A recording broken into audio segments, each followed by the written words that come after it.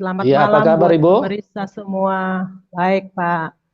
Ya, puji Tuhan. Puji Oke, Bu Tuhan. Hilda, ini teman-teman sudah sangat banyak untuk mendengarkan kesaksian Ibu, bagaimana kasih kuasa dari Roh Kudus yang dinyatakan sehingga Ibu yang tadinya tidak percaya atau mungkin tergolong orang yang anti kepada Tuhan Yesus. Nah, bagaimana kisah selengkapnya Ibu bisa bagikan kepada kita semua, dan saya sangat percaya itu akan sangat menjadi berkat bagi semua teman-teman yang ada di link ini. Oke, waktu dan tempat saya serahkan kepada Ibu Hilda. Silakan Ibu. Salam buat Pak Pendeta Yusuf dan buat pemirsa yang saya kasihi dalam nama Tuhan Yesus Kristus. Saya mau memperkenalkan diri saya. Saya ini berasal dari Situbondo. Dan kelahiran saya itu di Bondowoso, besar saya di Situbondo. Saya punya orang tua, saya masih keturunan Arab. Saya 8 bersaudara, saya anak pertama. Di situ saya dibesarkan, dididik secara Muslim yang fanatik, yang tidak boleh meninggalkan sholat. Bahkan orang tua saya ini, abi saya mempunyai 2 istri. Yang umi saya ini istri kedua. Di situ orang tua saya melihat umi ini. Saya mulai dari kecil saya melihat seringkali mereka menangis karena kadang-kadang dibanding-bandingkan. Orang tua saya sangat keras. Dia mendidik saya dan anak-anaknya itu tidak boleh sampai meninggalkan sholat. Itu marah sekali. Subuh pun kami digedor harus sholat. Saya punya rumah itu berhadapan dengan sebuah gereja. Waktu saya masih kecil.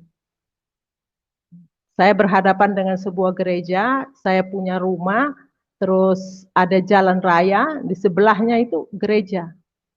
Di situ mereka itu kadang menyanyi, kadang tepuk tangan, kadang menangis. Saya juga penasaran, karena saya masih kecil waktu itu. Kalau tidak salah saya kelas 3 SD. Saya sembunyi-sembunyi, saya nyebrang ke gereja tersebut. Saya mendengarkan itu orang menyanyi itu saya senang sekali sampai itu saya berdiri sampai orang pulang gereja saya juga ikut menyeberang pulang secara sembunyi-sembunyi. Suatu ketika ada yang lapor karena di situ tuh kalau orang pulang gereja itu tukang-tukang becak banyak. Dia laporkan kalau anaknya itu seringkali dia menonton orang lagi beribadah di gereja. Disitulah puncak kemarahan orang tua saya.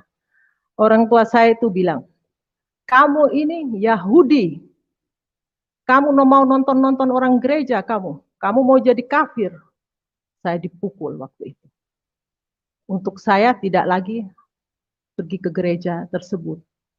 Tapi kok saya makin penasaran, saya anggap saja saya ini masih anak-anak itu, walaupun dipukul, saya ingin ke sana seperti hari Minggu itu seperti ada orang yang ayo ke sana nonton. Saya penasaran dengan waktu itu saya masih ingat, masih kecil, saya sudah saking setiap minggu saya berdiri di gereja situ, lagu itu saya ingat, sampai saya nyanyikan ke rumah.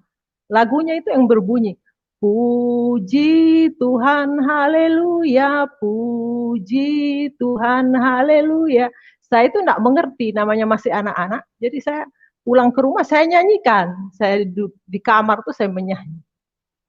Didengarlah dengan orang tua saya, sama Umi. Umi marah sekali sampai menangis-menangis. Kamu itu kenapa? Kok harus meniru orang kafir? Itu kan lagunya orang kafir kamu nyanyikan. Tapi saya kalau menyanyi itu saya bahagia sekali. Saya sembunyi-sembunyi saya menyanyi.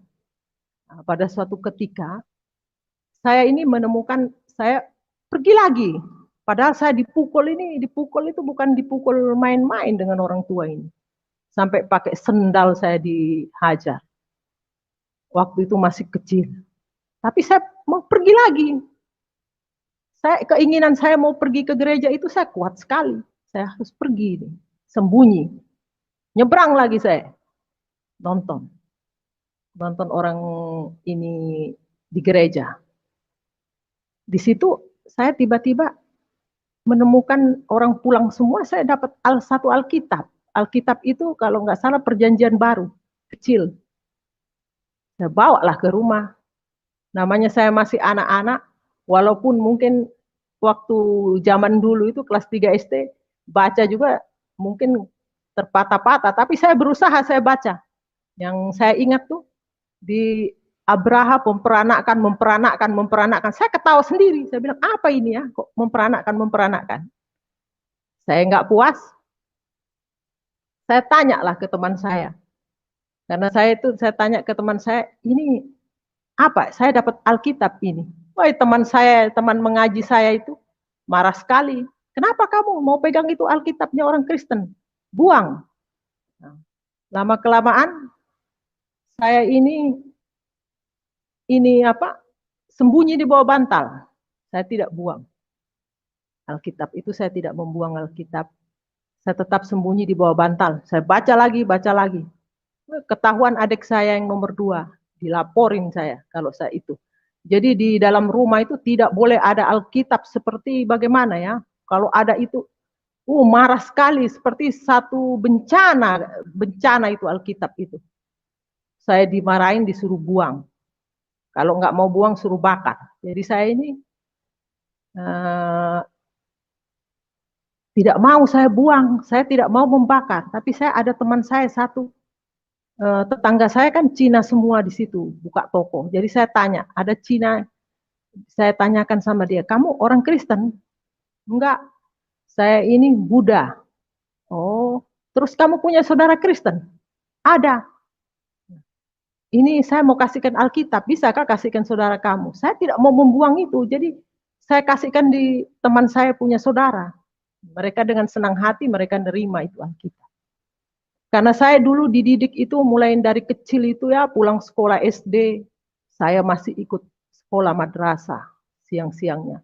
Dari madrasah malamnya saya mengaji. Pokoknya dididik orang tua saya itu, saya tidak ada kesempatan kayak mau keluar rumah itu, tidak ada kesempatan. Waktu itu orang tua saya sangat fanatik, dan di daerah saya itu tahu sendiri, orang-orang yang keturunan Arab tuh jarang mereka untuk mau keluar rumah. Jadi kita kalau keluar itu sembunyi-sembunyi. Jadi singkat cerita ini, saya langsung setelah saya lulus SD, saya dimasukkan ke pesantren yang ada di daerah Probolinggo itu selama 2 tahun. Saya masuk pesantren, diberhentikan. Jadi di pesantren 2 tahun itu saya, kalau bilang sekolah itu tidak sampai selesai gitu, nah dikeluarin sama orang tua saya, karena dia berpikir kan anak-anaknya ini tidak ada yang sekolah tinggi. Kalau sekolah tinggi dia bilang, apalagi perempuan itu di dapur, jadi tidak perlu sekolah tinggi-tinggi. Intinya dia itu bisa berusaha, berjuang sampai sukses dengan bisnisnya, jadi tidak perlu sekolah. Jadi anak-anaknya dididik seperti itu, tidak sekolah tapi bisa sukses gitu. Jadi kami ini anak pertama dari ini, tapi orang tua saya itu, kalau di antara saudara itu mungkin saya yang paling sering dipukulin itu. Yang paling sering dipukul, karena saya mungkin waktu masih kecil itu saya tidak membantah, tapi saya ya itu seperti tadi, dilarang saya menonton orang gereja, saya pergi menonton. Pergi ke gereja sana. Terus setelah saya lulus dari pesantren, belum lulus, kelas 2 tahun saya di pesantren, saya pulanglah ke rumah. Pulang ke rumah, dia seperti biasa sudah, saya di rumah saja, tidak kemana-mana. Kenallah saya dengan seorang Madura, laki-laki Madura. Itu pun ketahuan saya dipukulin, karena untuk suku yang keturunan Arab itu harus dia harus menikahnya dengan orang Arab, tidak boleh untuk menikah, apalagi walaupun sesama Muslim, itu tidak boleh, harus ada keturunan. Jadi saya dipukul sama orang tua saya. Dipukulin itu bukan main, saya dipukulin. Pakai selang saya dipukul. Saya paling sering dipukul dengan orang tua itu. Nah, habis itu setelah saya dipukulin, sudah saya berhenti, sudah enggak lagi saya berteman sama itu yang orang Madura itu.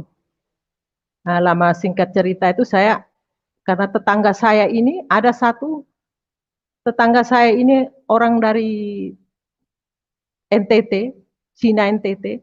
Di situ banyak cowok-cowok orang NTT. Nah, banyak sekali itu cowok-cowok orang NTT. Disitulah saya mengenal yang pujaan hati saya ini, yang sekarang. Terus ini saya kenalan dengan yang sekarang menjadi suami saya berkenalan di situ. Dia beragama Kristen. Orang tua saya marah sekali, saya tidak boleh berkenalan dengan orang-orang yang tidak seagama dengan saya.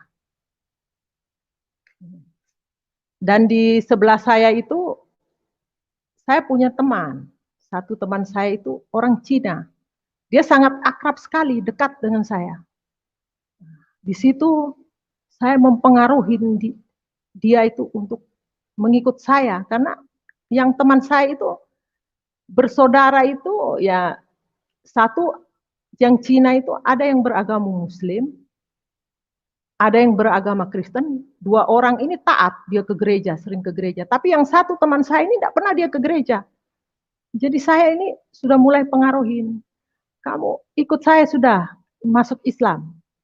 Karena tidak ada agama yang diridoin itu, yang paling benar itu hanya Islam, saya pengaruhi. Dia itu karena dia tidak pernah ke gereja, dia tidak mengenal firman, dia percaya sama saya. Saya bawalah ke abi saya. Abi saya juga ngomong seperti itu.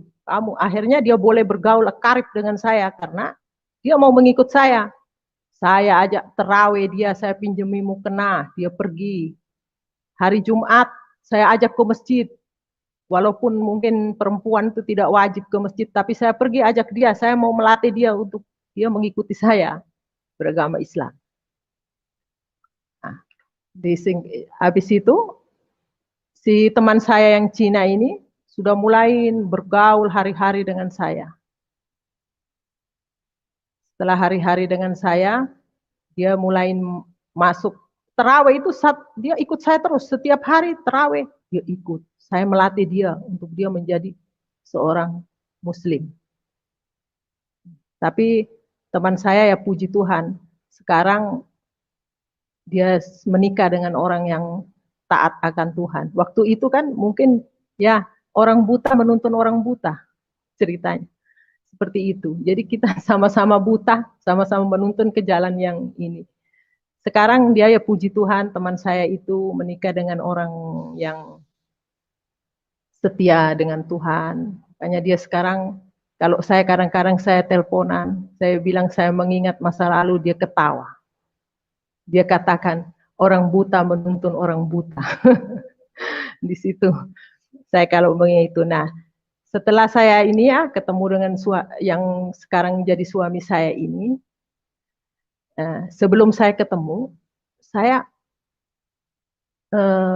orang tua saya itu bercerai. Saya sekitar umur belasan tahun sudah bercerai. Saya sudah besar, jadi pisah orang tua saya. Betapa ininya saya, 8 bersaudara, anak sudah besar-besar ditinggalin. Di situ saya melihat orang tua saya ini makin terpuruk, umi saya ini. Memang saya akuin orang tua saya masih memberi jaminan terhadap umi ini. Memberi jaminan ya itulah ala kadarnya, nggak sepenuhnya seperti waktu sama-sama itu. Di situ begitu ini saya mengenal setelah saya orang tua saya bercerai, Umi. Nah, saya berlanjut dengan yang ini yang cowok idaman saya ini. Ketahuanlah Umi ini, saya berpacaran dengan seorang yang bukan Muslim. Menangislah Umi. Untuk saya jangan berteman lagi dengan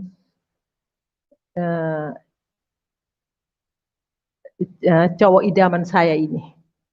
Di situ saya pusing, setiap hari saya diomelin hanya karena laki-laki yang beragama Kristen ini. Setiap hari saya diomelin, dikafir-kafirin, segala macam. Mati, kalau mati kamu jadi kayunya api neraka kalau kamu sama orang Kristen. Neraka jahanam kamu. Gitu.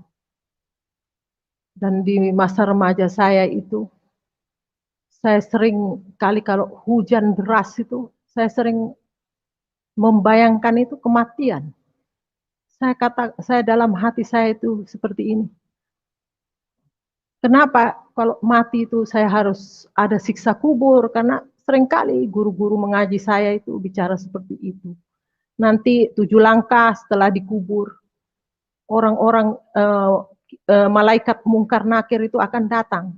Dia akan mempertanyakan kamu. Seperti kalau saya nggak salah, saya masih ingat itu. Seperti marabbuka, siapakah Tuhanmu? Wan nabiyuka, siapakah nabimu? Wal imamuka, siapakah imammu? Wal kiblatuka, di mana kiblatmu? Itu pertanyaan-pertanyaan seperti itu tuh sampai saya hafalin waktu itu. Saya bilang, saya kalau mati, yang penting saya bisa hafal. Tapi ya itu setelah saya, dan tidak sampai di situ dulu. Tidak sampai hanya siksa kubur. Ada lagi yang satu rambut dibelah 7. Satu rambut ini dibelah 7, dibawanya neraka. Apakah saya bisa melewati itu? Nah, di situ yang menjadi saya rasa ketakutan. Kalau saya sudah hujan deras, saya ketakutan. Saya membayangkan hanya kematian itu. Saya bilang ini mati kita, disiksa kita. Belum kita di neraka, dikubur pun sudah disiksa. Ada siksaan kubur yang sangat menakutkan. Tapi saya percaya orang-orang yang dari seberang itu ya, yang dari seberang yang sudah bertobat mungkin juga punya pikiran yang sama seperti saya. Karena itu untuk anak-anak itu baik lewat guru-guru mengaji itu seringkali diajarkan seperti itu. Disitulah saya berpacaran dengan yang sekarang menjadi suami saya ini. Orang tua saya mulai marah, mulai sering meledak-ledak, dia marah sampai menangis, mengeluarkan air mata untuk saya memutuskan. Pas kebetulan nenek saya itu ada di Arab Saudi sana. Saya bilang, saya mau berangkat aja ke orang tua saya bilang, kamu lebih baik pergi ke Arab di sana, ke Arab Saudi. Daripada kamu di sini, nanti kamu jadi sama orang kafir. Bilang seperti itu. Sudahlah, nenek saya yang ada di Arab itu dia tidak mau saya pergi ke sana, tapi orang tua saya ini selalu mendorong saya untuk saya pergi. Akhirnya saya mendaftarlah, saya pergi ke sana, ke Arab Saudi. Singkat cerita di sana saya sempat juga menjalani umroh 2 kali saya. Umroh setiap tahun, bulan puasa itu saya ke sana. Saya pergi ke Masjidil Haram. Saya mengelilingi Ka'bah 7 kali. Habis itu saya lari-lari kecil antara Safa dan Marwah itu sudah saya lakukan. Menggunting rambut di sana itu sudah saya lakukan. Saya mau menjadi Islam yang taat. Di situ saya berdoa. Saya memohon. Bahkan Hajar Aswad itu saya mencium itu Hajar Aswad. Saya berusaha walaupun itu ada polisi di situ yang jaga, saya berusaha untuk saya bisa mencium Hajar Aswad. Karena itu kalau waktu saya dulu kalau sampai bisa mencium batu hitam itu adalah ya, keberuntungan. Tidak semua orang yang bisa mencium. Di situ, habis itu saya setelah 2 tahun saya pulang kembali ke Indonesia. Secara tidak disangka, tidak ada kabar berita sudah bertahun-tahun dengan cowok pujaan hati saya ini. Tiba-tiba saya kan ya suami saya ini dia mantan petinju. Dia seringkali kalau tinju itu dia datang ke situ Bondo. Dia mau bertinju.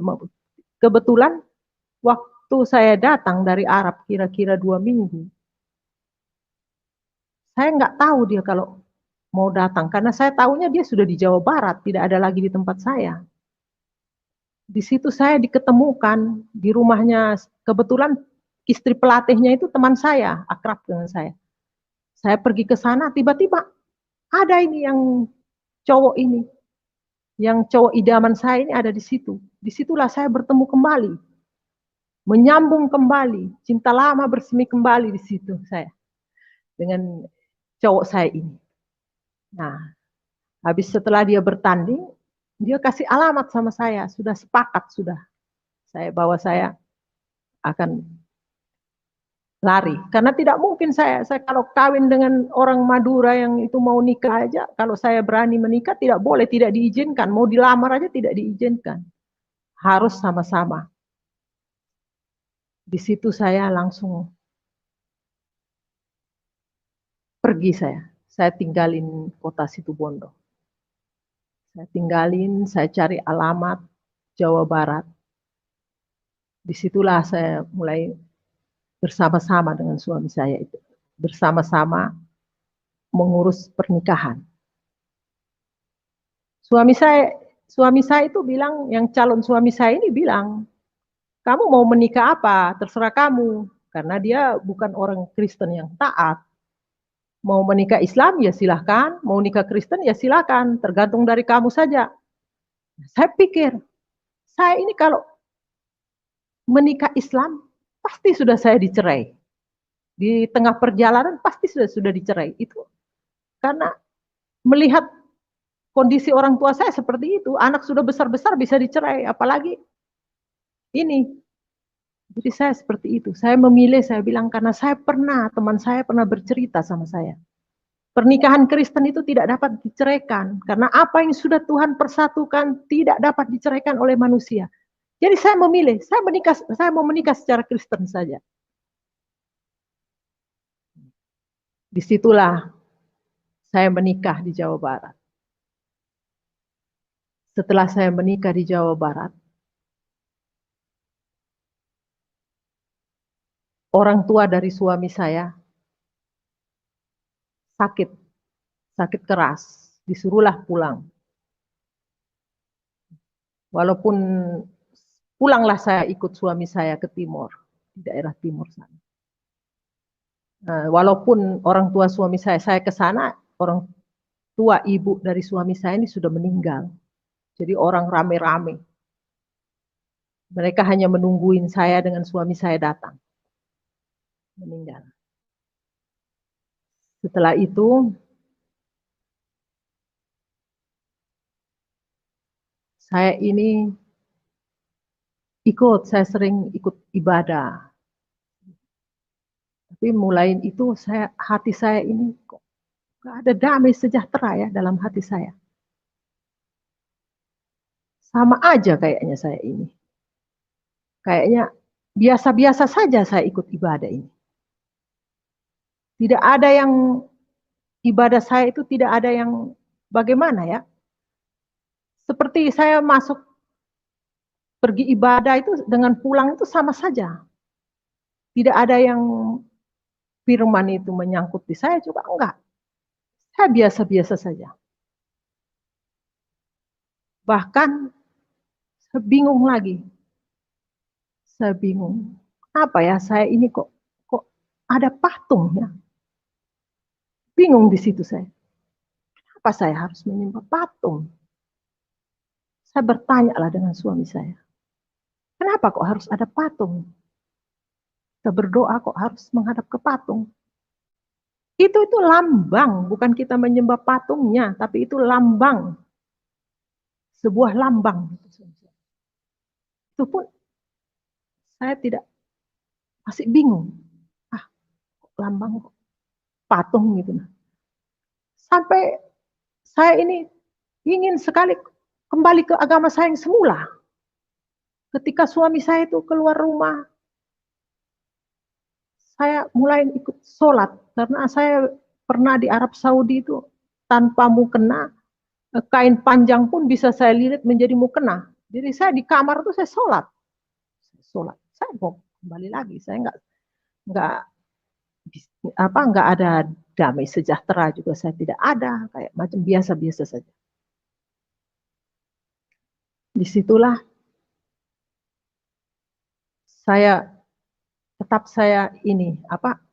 mulai malas sudah saya mau ikut beribadah, mulai ogah-ogahan sudah, karena saya tidak yakin yang mengganjal hati saya itu sebuah patung. Di situ tiba-tiba setelah saya sembahyang, saya sholat, tiba-tiba ada orang yang mengetuk pintu. Seorang ibu. Ibu ini masuk. Kalau di daerah suami saya itu orang biasa katakan selamat siang, selamat pagi, itu tidak ada kata salam, tapi ibu itu mengatakan salam. Saya bingung. Salam. Saya bilang selamat siang karena saya tidak tahu itu salam apa. Saya persilahkan masuk. Waktu itu mertua saya tidak ada.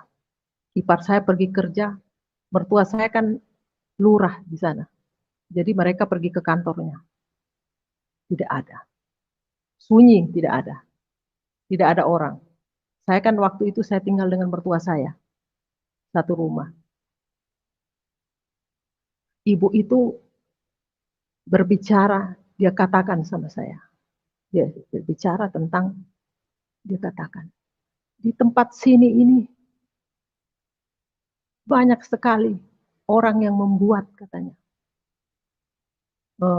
rumah-rumah baru, gua-gua baru dengan tangan manusia, dia membuat patung, dan mereka datang beribadah, menyembah.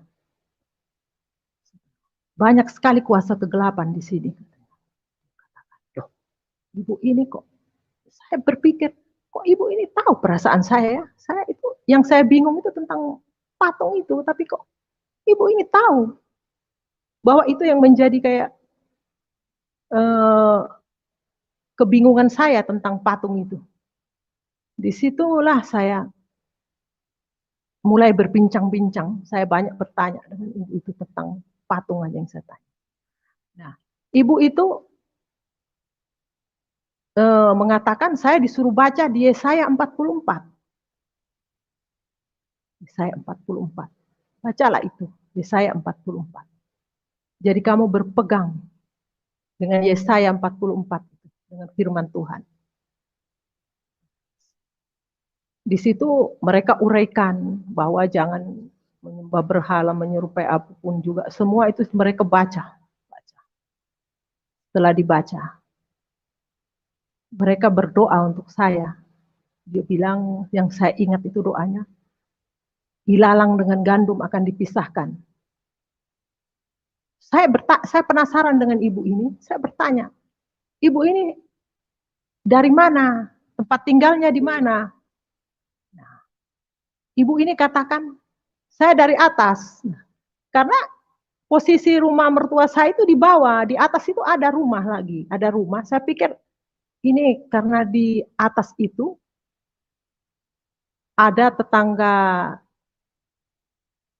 mertua saya itu seorang hamba Tuhan, ibu pendeta juga. Saya pikir ibu ini temannya yang dari Malang mungkin. Nah, saya dalam hati berpikiran begitu, dari atas ya pikir saya atas itu karena itu ada rumah di bawah, ada rumah di atas, tetangga itu di bagian atas. Jadi saya pikir ke sana. Saat ibu itu ada di dalam rumah mertua saya merasakan damai sukacita yang luar biasa. Saya tidak ingin ibu itu keluar dari rumah. Saya ajak, pokoknya saya senang sekali. Disitulah saya langsung, ibu itu permisi. Setelah itu, setelah dia berbincang-bincang dengan saya, dia permisi. Terus saya mau tanya lagi sama ibu itu.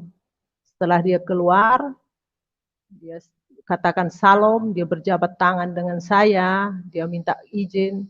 Saya panggil lagi maksud saya, siapa tahu ada nomor teleponnya, apa saya bisa menelpon nanti kalau ini, karena saya rasa nyambung sekali saya berbicara itu, nyambung sekali saya bertanya tentang apa saja dia jawab tentang, ya terutama tentang keyakinan.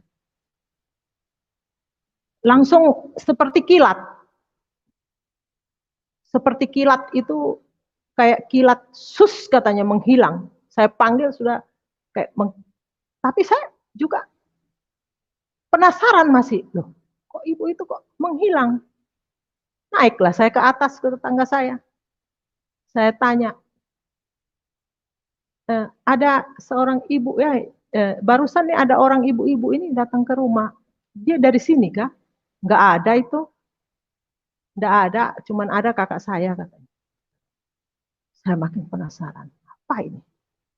Saya tidak tahu, tetap saya penasaran dan saya sampai berbicara sama ipar saya. Ada seorang ibu datang ke sini, saya berbicara seperti yang saya bicara tadi. Yang saya bilang patung-patung itu saya bicarakan. Ada ipar saya ini marah, kenapa ibu itu tidak ketemu saya ya? Kalau seandainya ketemu saya akan ngomong sama dia. Sembarang aja mereka ngomong. Seperti itu. Di situ saya melihat selama saya berada di Timur. Minta maaf ya, bukan saya mau menjelekkan, ini satu kesaksian. Kelakuan suami saya itu memang dia temperamen orangnya, karena dia mantan petinju. Di situ dia selalu bikin onar. Orang tua yang jadi lurah, tapi dia yang setiap hari dia berkelahi dengan orang. Kelakuannya itu minum, habis minum pukul orang. Itu saya sudah sering saya melihat suami saya punya kelakuan. Bahkan bapaknya takut sama dia. Di situ bapaknya sendiri takut. Bapaknya sampai bagaimana ya kalau seumpamanya orang tua yang jadi lurah, tapi dia yang seringkali ini ada orang lewat, dia tanya, ada KTP? Malam ini, habis mabok dia orang lewat ditanya, ada KTP? Padahal malam dia tanya orang itu, intinya cari gara-gara. Nggak ada, langsung dipukul orang itu. Sering sekali saya kalau dia mukulin orang, saya langsung ini apa, bawa orang itu ke rumah sakit, karena orang itu sampai berdarah-darah. Seringkali dia dipukuli, mukul. Orang tanpa salah, kadang tanpa kenal, dipukul. Akhirnya mertua saya ini kasihan sekali. Orang yang sangat sabar mertua saya itu. Dia biar dimarahi dengan suami saya, dia tidak pernah menjawab. Dia tahu karakter anaknya seperti itu. Di situ sakitlah mertua saya ini. Karena mungkin pikiran dia lurah, seringkali dipermalukan dengan cara anaknya seperti itu. Terus suami saya berpikir, bapak sudah sakit. Tiba-tiba ada orang itu dari transmigrasi. Dia sepertinya sukses di transmigrasi. Dia sementara saya bingung juga, saya dalam hati saya tidak mungkin tinggal di sini terus kalau suami saya ini terus kelakuannya seperti ini, sifat aslinya sudah keluar di daerahnya sendiri. Di situ akhirnya orang itu bercerita tentang transmigrasi, tertariklah suami saya untuk mau ikut. Saya bilang, ya ayo sudah kita merantau, saya bilang. Daripada di sini kasihan juga Bapak, saya bilang. Kasihan juga dengan adik-adik, karena adiknya itu tidak boleh salah. Kalau salah, main tangan terus, main tangan. Di situ saya merantau. Nah, saya melahirkan anak kedua, karena melahirkan anak kedua, meninggal, 15 hari saya pergi merantau. Saya melahirkan anak kedua itu, anak saya meninggal. Saya pergi merantau ikut transmigrasi. Sampai di Kupang, di situ saya bertemu lagi dengan seorang hamba Tuhan, orang Arab. Saya ketemu di situ. Ada satu orang ajak saya ibadah, saya ketemu orang Arab, seorang pendeta. Saya dalam hati, ternyata bukan saya sendiri ya, yang keturunan Arab. Ada lagi, laki-laki lagi, dia masuk Kristen. Waktu itu ibadahnya memang saya rasakan betul-betul luar biasa. Mereka punya khotbah juga luar biasa, sangat ini saya, sangat diberkati. Sementara saya nunggu untuk mau berangkat transmigrasi. Saya ikut transmigrasi. Setelah sampai saya di transmigrasi di satu pulau, bingung juga saya. Transmigrasi ini ternyata kayak dikasih lahan pekarangan, dikasih rumah. Suami saya sudah mulai bingung, dia bilang, kita ini kalau ikut transmigrasi ini kayak seperti gelandangan ya, padahal orang itu bilang enak-enak, ternyata kita kayak begini, kita dikasih rumah, dikasih lahan, disuruh kelola sendiri. Sementara saya dan suami saya ini tidak ada basic tani, tidak tahu. Cuman suami saya untungnya dia mengajak satu orang dari daerahnya itu, diajak, masih bujang, diajak untuk bersama-sama jadi pengikut saya. Nah, disitulah mereka itu mulai tanam-tanam sudah untuk kehidupan selanjutnya ya, bertanam seperti mulai tanam singkong, pisang, labu, terus nenas-nenas, buah-buahan, pepaya di halaman rumah itu ya, puji Tuhan, daerahnya subur memang. Jadi apa yang ditanam itu berhasil. Disitulah. Baru jarak ke kota itu sangat jauh, jauh sekali, jauh. Kalau sekarang mungkin sudah enak karena sudah diaspal. Kalau dulu itu lumpur semua. Kalau hujan itu lengket sekali, sandal itu bisa putus kalau pakai sandal. Jadi kita itu merantau di situ, nah mulai sudah suami saya di situ ada sebuah gereja, suami saya pergi ke gereja. Dia bahkan pimpin juga di situ, di satu gereja, di tempat ibadah itu dia pimpin. Terus saya ini saya bertemu dengan seorang Sulawesi. Saya tanya sama dia lagi, kamu ibadah di mana? Saya tanya sama dia. Saya ibadah di sini, dia bilang. Di tempat lain dia ibadahnya. Terus saya bilang, kamu ibadah itu ada patungnya ya? Enggak boleh ada patung, dibilang begitu. Karena sudah tertulis itu di Alkitab kan, dibilang gitu. Kamu coba main-main ke rumah saya. Saya main-main, karena dia bilang enggak ada patungnya, coba ke rumahnya dia. Disitulah dia keluarkan Alkitab juga, tentang Yesaya itu 44. Loh, sama. Yesaya 44. Habis itu saya dikenalkanlah dengan seorang hamba Tuhan.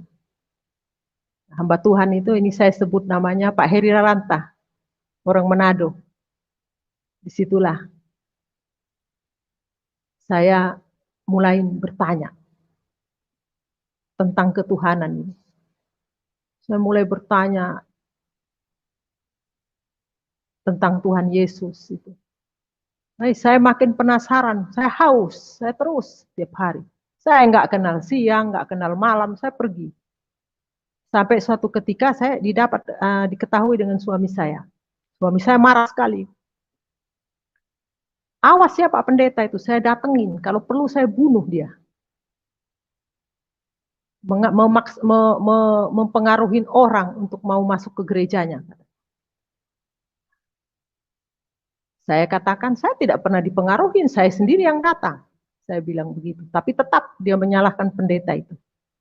Bikin malu kamu. Saya sudah di gereja sini, kamu ke sana. Terus waktu itu saya karena sudah belajar banyak dengan hamba Tuhan ini, saya katakan dengan suami saya, kita cari keselamatan masing-masing. Karena keselamatan ini kita cari masing-masing. Kalau menurut kamu, kamu bisa selamat, kamu bertumbuh di situ, saya tidak pernah memaksa kamu. Saya juga jangan kamu paksa. Saya akan mencari keselamatan saya sendiri. Akhirnya, karena saya terus-menerus jawab seperti itu, dia diam sudah. Gereja ya masing-masing gereja. Lah masing-masing gereja kami jalani. Terus saya sudah mulai bisa berbicara firman sudah dengan suami saya. Suami saya itu walaupun dia beragama dari kecil, dia tidak tahu firman, tidak mengerti. Di situ apa yang saya dapat dari pendeta saya bicarakan. Cuman dia bilang, kan di situ ada ibadah keluarga. Jangan coba-coba adakan ibadah di sini. Saya nanti dilihat orang, saya malu karena saya bukan gereja di situ. Saya malu. Tidak mau dia ibadah. Saya ini biarkan dulu.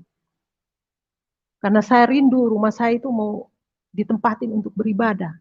Saya mulai rindu, mulai penasaran dengan Tuhan ini.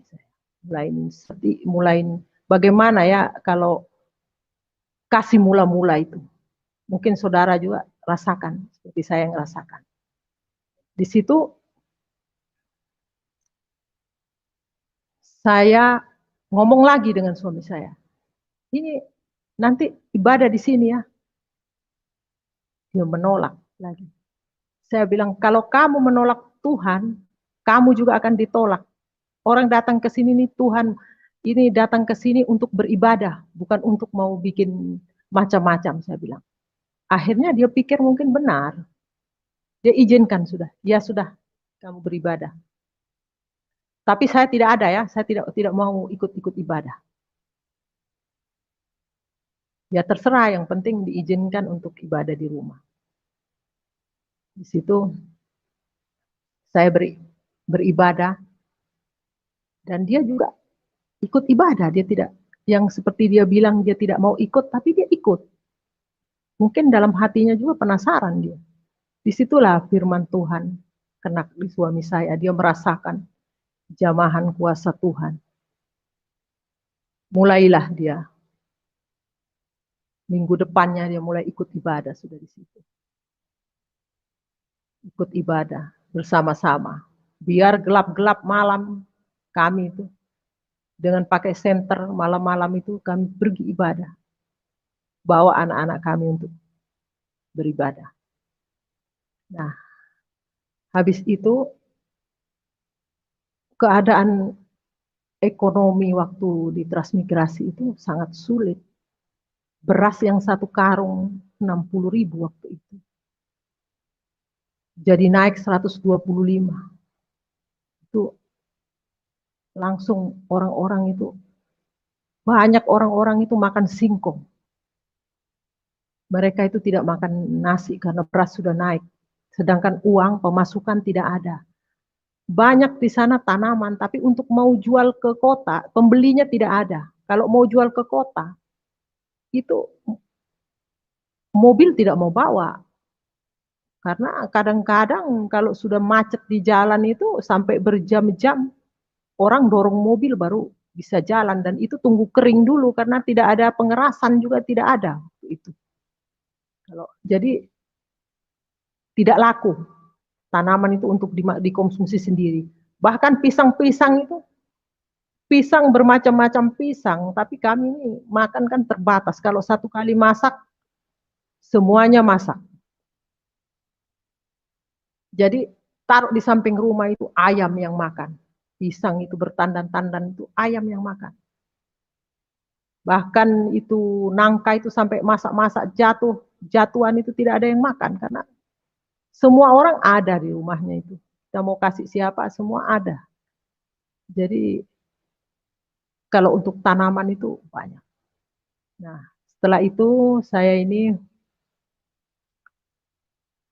mulai suami saya ini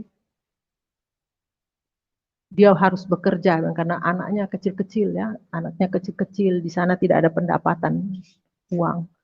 Dia mulai mau pergi ke kota. Bahkan dia menjual motornya karena dia dari daerahnya itu bawa motor, dia jual untuk mengurusi SIM. Dia jual untuk mengurusi SIM. Setelah dia jual itu motor itu ke pendeta saya, jadi motornya masih bisa dipakai untuk ke sana kemari, masih bisa dipinjam karena bukan orang lain yang beli. Jadi disitulah mengurusi SIM. Setelah dia mengambil itu, setelah beberapa minggu kemudian SIM itu sudah bisa diambil, dia ambil, dia taruh di dompet, SIM itu jatuh dengan dompetnya, dicari sudah tidak ketemu. Terus saya tanya, apakah ada orang lewat waktu kamu naik motor? Ada, tapi siapa yang lewat itu saya nggak tahu. Pokoknya saya jalan, ada orang lewat dengan anak kecil katanya, 2 orang. Tapi dia tidak tahu itu siapa orangnya. Saya bilang, sudahlah kita berdoa, saya bilang begitu. Percaya bahwa dompet itu akan kembali lagi ke kita. Saya bilang begitu. Saya berdoa, malam saya bermimpi. Bermimpi jelas sekali orang itu yang saya tahu nama orang itu karena sama-sama orang Tran. Dia mengambil dompet itu, uangnya diambil, habis uangnya diambil, dompetnya dibuang ke semak-semak di hutan. Terus waktu pertama waktu itu saya suruh suami saya lah hari pulang gereja, saya bilang kamu pergi ke orang ini. Karena penglihatan saya lewat mimpi orang ini yang dapat. Begitu sampai ke rumahnya, ditanya dengan suami saya, dia langsung mengaku. Dia bilang, saya tahu itu tempatnya Pak. Tapi itu dia tidak mengaku kalau dia yang ngambil ya. Dia bilang, karena ada uangnya, uangnya diambil memang. Saya lihat di dalam mimpi itu uangnya ambil, dompetnya dibuang. Cuman orang itu berbohong, bilang orang lain yang dapat, dan saya tahu tempatnya orang itu yang buang. Tapi dalam mimpi itu orang itu yang mengambil. Cuman karena dia tidak mengaku karena uangnya sudah diambil. Suami saya bilang, enggak apa-apa Pak, yang penting dompet saya kembali. Nanti saya kasih Bapak uang juga, asal Bapak ambil dengan saya antar dengan motor. Dia ngambil dompet itu, ya seperti di dalam penglihatan saya lewat mimpi itu terbuka dompetnya di semak-semak. Memang sampai basah kena hujan itu. Akhirnya puji Tuhan SIM itu kembali. SIM itu kembali, suami saya merantaulah ke kota. Dia mencari sebuah pekerjaan. Karena di daerah transmigrasi itu kalau untuk uang itu sangat susah, tidak ada orang yang untuk tidak ada pekerjaan lain ya di sana ya, cuman bertani dan dari hasil pertanian itu tidak bisa dijual. Disitulah saya melihat mukjizat-mukjizat terjadi terhadap diri saya setelah suami saya pergi ke satu tempat untuk mencari pekerjaan. Saya rajin berdoa. Tengah malam saya bangun, saya berdoa, saya bergumul sama Tuhan. Saya bergumul. Tetangga saya itu besoknya selalu bilang begini, Ibu tadi malam pakai genset ya? Padahal saya di sana itu pakai lampu minyak tanah. Bahkan kalau tidur itu ditaruhnya satu aja di tengah-tengah supaya cahayanya itu ini. Enggak, kenapa Pak? Oh tadi malam terang sekali katanya, terang sekali rumah ibu. Katakan seperti itu. Ini kesaksian menurut tetangga-tetangga saya di sana. Setelah Saya waktu suami saya pergi itu beras itu hanya 5 kilo. Tidak ada lebih dari 5 kilo, 5 kilo. Saya taruh di satu tong. Setiap hari saya mengambil beras itu. Setelah beberapa minggu saya lihat beras ini kok tetap segini, padahal saya ambil-ambil terus. Setiap hari saya makan dengan kenyang, bahkan ayam-ayam, saya banyak ayam waktu itu. Saya hambur kasih ayam, saya kasih ayam makan itu ya. Saya kasih makan ayam. Ada orang yang melihat saya kasih makan ayam dengan beras karena waktu itu kebanyakan orang di transmigrasi itu makan singkong, pisang. Jadi kamu kok bisa buang-buang beras? Sementara ini kita lagi susah. Kamu buang-buang ini beras, kasih ayam.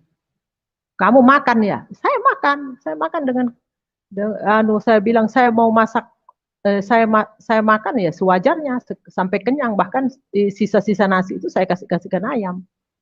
Bahkan orang itu saya ajak makan juga, ajak makan.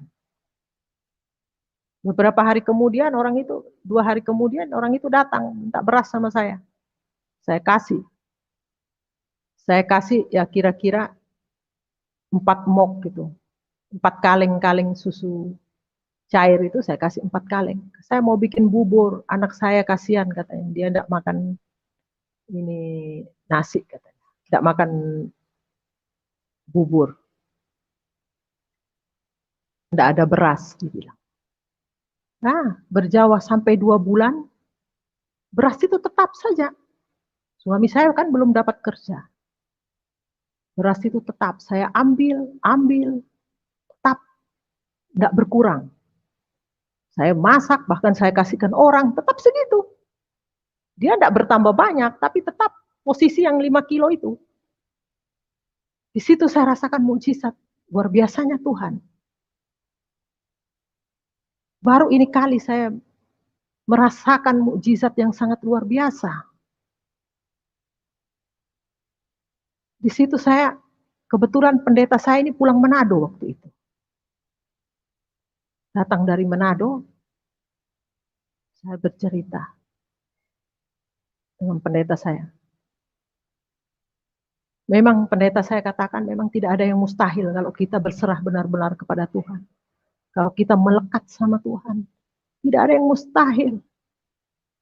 Disitulah saya merasakan mukjizat yang sangat luar biasa. Beras 5 kilo dimakan sampai 2 bulan lebih.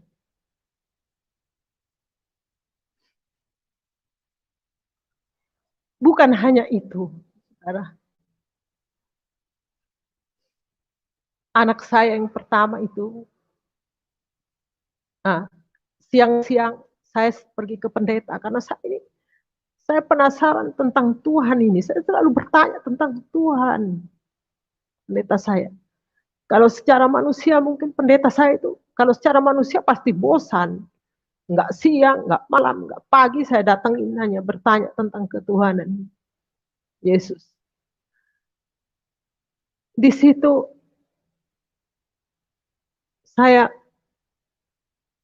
sementara saya bertanya, saya bertanya tentang ketuhanan Yesus. Anak pertama saya lagi memancing dia pas di halaman rumah itu, di belakang itu ada sungai yang biasa dia memancing, sering dapat ikan di situ. Kira-kira waktu itu anak saya kelas 2 SD. Tapi sudah pintar dia memancing. Tapi dia juga rajin sekolah minggu. Setelah itu saya di Pak Pendeta, saya pulang, saya mendapati anak saya ini seperti ketakutan, dia masuk dalam rumah, demam badannya. Saya tanyakan sama anak saya, kenapa kamu kok kayak ketakutan? Saya melihat belalang berkepala manusia botak. Nah, di depan rumah saya itu ada ada pohon ubi tahunan itu. Dia hinggap di situ. Saya lihat itu terbakar itu, pohon itu, daun-daun itu layu. Terus saya bilang dalam nama Yesus saya bilang. Terus terbakar di situ Mama katanya. Disitulah saya lihat memang daun itu daun itu layu. Jadi iblis ini tidak suka ketika saya bertanya-tanya tentang Tuhan, maka anak saya yang mau diserang. Tapi untungnya anak saya itu sekolah minggu, jadi diajar untuk menengking kalau ada sesuatu. Di situ saya melihat kuasa-kuasa Tuhan yang sangat luar biasa di daerah transmigrasi. Akhirnya setelah suami saya datang ini ya 2 bulan dia datang, 2 bulan lebih dia datang ke daerah transmigrasi. Dia membawa ya sembako berupa beras, bahkan snack makanan anak-anak dari hasil gajinya dia yang kerja. Dia sudah mendapatkan pekerjaan, dia pulang, sudah mendapatkan hasil. Disitulah saya melihat beras itu saya ambil sudah mulai berkurang. Pendeta saya katakan, Tuhan itu tahu pada saat ini berkat yang sudah disiapkan lewat pekerjaan suami ibu. Di situ itulah yang berkat yang Tuhan kasih. Jadi beras itu sudah mulai berkurang. Sampai saya kadang bercanda dengan pendeta saya. Kalau seandainya tetap mukjizat terjadi seperti itu, maka saya tidak akan pernah membeli beras. Saya katakan begitu, saya bercanda. Tapi pendeta saya katakan, Tuhan itu Maha tahu. Setelah itu, saya mengikuti suami saya ke kota karena dia sudah mendapatkan pekerjaan. Saya mulai ikut sudah. Saya mulai menyewa rumah yang sangat sederhana. Karena waktu itu gaji suami saya masih kecil, saya menyewa rumah juga kecil. Di situ pertama saya pindah ke kota, habis pindah dari kos 1 ke kosan yang satu lagi. Saya mau cari yang lebih besar lagi, yang agak layak. Jadi mulai suami saya gaji meningkat, saya mulai lagi cari tempat yang agak besar supaya saya lebih nyaman saya tinggal. Di situ saya berdoa lagi, Tuhan, ketiga kali jangan sampai saya ini menyewa lagi Tuhan. Ketiga kalinya saya punya tempat tinggal sendiri Tuhan. Walaupun itu gubuk-gubuk Tuhan, saya tidak mau menyewa. Saya katakan sama Tuhan seperti itu. Apa yang terjadi? Memang betul. Tuhan kasih. Tuhan kasih. Waktu itu saya tidak punya uang untuk mau membeli rumah. Kok saya mau menyewa, tiba-tiba temannya yang orang DPR ini beli saja itu. Ada orang mau jual tanah ke dia, tiba-tiba dia bilang suruh saya yang beli. Saya mentara saya tidak punya uang. Akhirnya nanti saya akan berikan uang itu sekian. Saya bilang saya masih cari tambahannya ini. Berapa lagi saya harus cari tambahannya? Tiba-tiba ada lagi DPR 1 karena tahu saya mau beli rumah, suami saya bercerita, dikasih lagi. Saya hanya menambah sedikit saja sesuai dengan kemampuan saya yang ada di tangan saya uang. Saya menambah, disitulah saya punya tanah dengan rumah yang sederhana. Ya sesuai permintaan saya bilang gubuk, ya seperti gubuk-gubuk. Itu rumah pertama yang saya beli. Disitulah Tuhan kasih. Saya pindah dengan rumah sendiri sudah di kota. Karena saya bilang sama Tuhan, ketiga kali saya tidak mau menyewa lagi Tuhan. Saya mau punya rumah sendiri. Walaupun gubuk-gubuk, dan memang sesuai doa dijawab, saya dikasih gubuk. Rumah yang sederhana, saya dikasih, yang saya dapat tinggal beberapa tahun di situ.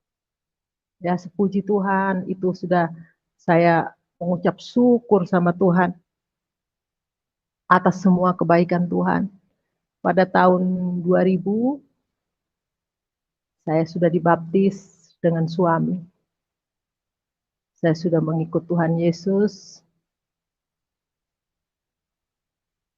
Setelah saya dibaptis, saya mulai setia sama Tuhan. Ya, lewat kesaksian-kesaksian, saya perorangan. Dulu belum ada live seperti ini, jadi saya kesaksian. Keperorangan.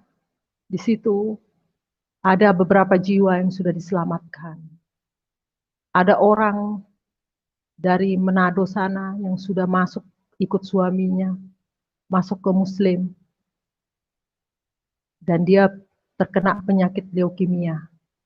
Saya katakan kembali, Tuhan Yesus adalah dokter di atas segala dokter. Karena sakitnya yang sangat parah, dokter itu menyuruh dia itu untuk mencuci darah. Sementara dia tidak mampu untuk mencuci darah karena dia hanya berkebun saja.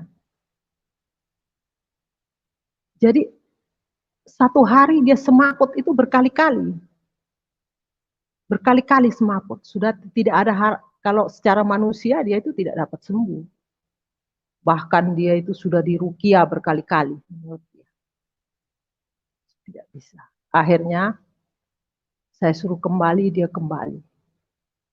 Dia kembali, suaminya masing-masing agama. Anaknya juga tetap dia katakan suaminya, kamu tidak apa-apa, kamu mau kembali, tapi saya dengan anak saya tidak akan ikut kamu. Tapi saya dengan sabar, saya datang. Saya bawa hamba Tuhan yang sekarang sudah almarhum, Bapak Siagian. Saya datang, walaupun saya tidak kenal panas, tidak kenal hujan, saya datang. Kalau saya ajak bicara, suaminya itu tidak pernah menyaut. Diam saja. Saya tidak tahu maksudnya apa, dia mau ikut atau tapi saya berbicara terus sama suaminya. Saya terus berbicara tentang firman, tentang kesaksian saya. Pada akhirnya mereka sekeluarga sudah diselamatkan. Puji Tuhan. Itu semua karena kemurahan Tuhan. Ada lagi satu orang Arab dari Kupang. Maaf saya tidak sebut nama ya.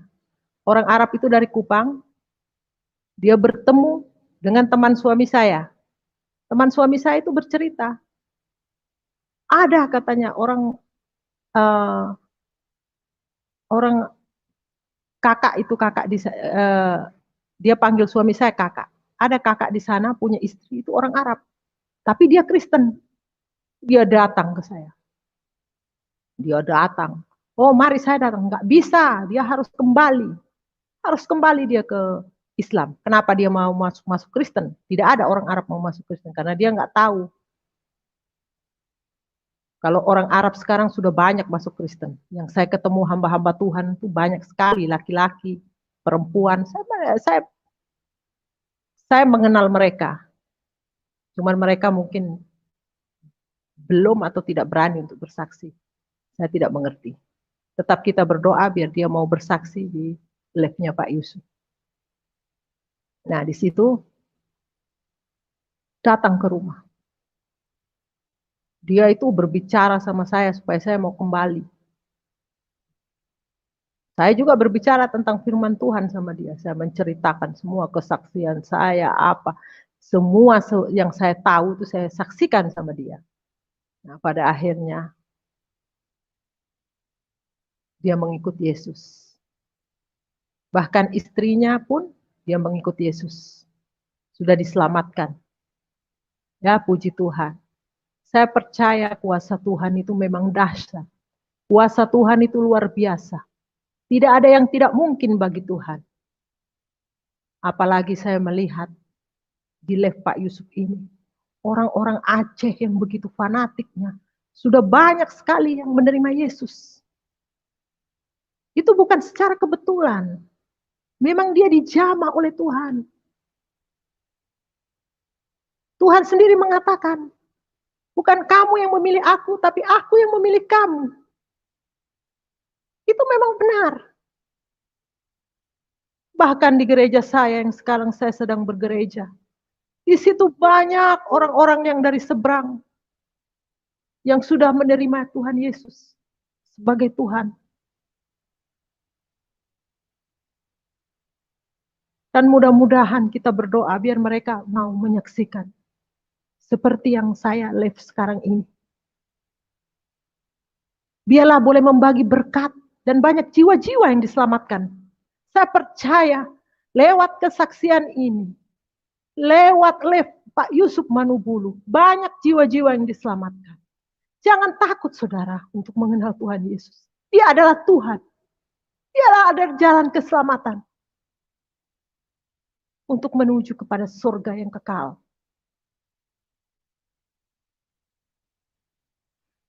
Saya sangat berterima kasih saya mengenal Tuhan Yesus. Saya merasakan perubahan di dalam diri saya. Dulunya saya akan tinggal di daerah Situbondo itu Madura yang sangat kasar. Saya pun dulu saya kasar, saya garang, saya berani sama orang. Saya tidak pernah takut orang. Tapi begitu saya mengenal Tuhan Yesus, Tuhan sudah ubahkan saya menjadi pribadi yang takut akan Tuhan. Saya tidak, hati saya merasakan damai, sukacita yang luar biasa. Dan saya tidak bisa kasar dengan orang, saudara. Saya tidak bisa. Saya banyak mengalah, saudara. Itu bukan karena saya. Itu semua karena Tuhan. Kuasa Roh Kudus yang memampukan saya untuk yang bisa merubah karakter saya hanya Tuhan, saudara. Kalau secara manusia tidak mungkin. Saya tinggal di daerah Madura yang kesehariannya saya berbahasa Madura yang begitu kasar dan tidak pernah mau mengalah. Ditambah lagi dengan suami yang orang timur yang karakternya juga kasar, saudara. Mana mungkin kalau bukan Tuhan Yesus saya bisa berdamai dengan diri sendiri bahkan dengan orang lain, saudara.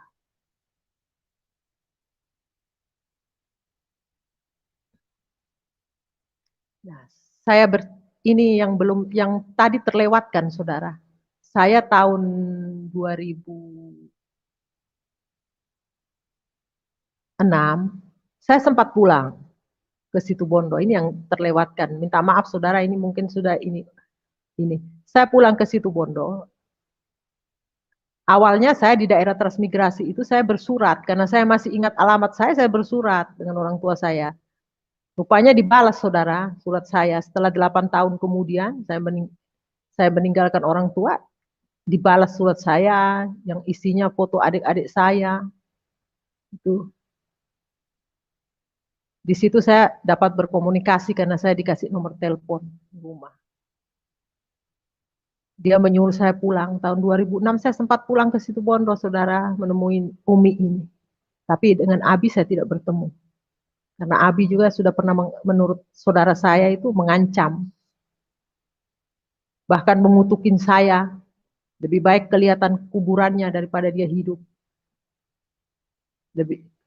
Saudara saya katakan seperti itu. Jadi kalau kamu ditunggu pulangnya saja ya nanti. Kamu kalau pulang, Abi sudah siap. Mau membunuh saya. Katanya. 2006 saya pulang. Ya puji Tuhan. Tuhan lindungi saya. Saya sempat beribadah di daerah Penarukan, saudara. Sempat beribadah di sana. Saya berhubungan sudah baik dengan Umi. Setelah itu saya pulang kembali. 2 tahun kemudian Umi ini meninggal. Sebelum meninggal saya katakan, saudara, waktu sakit-sakit, saudara.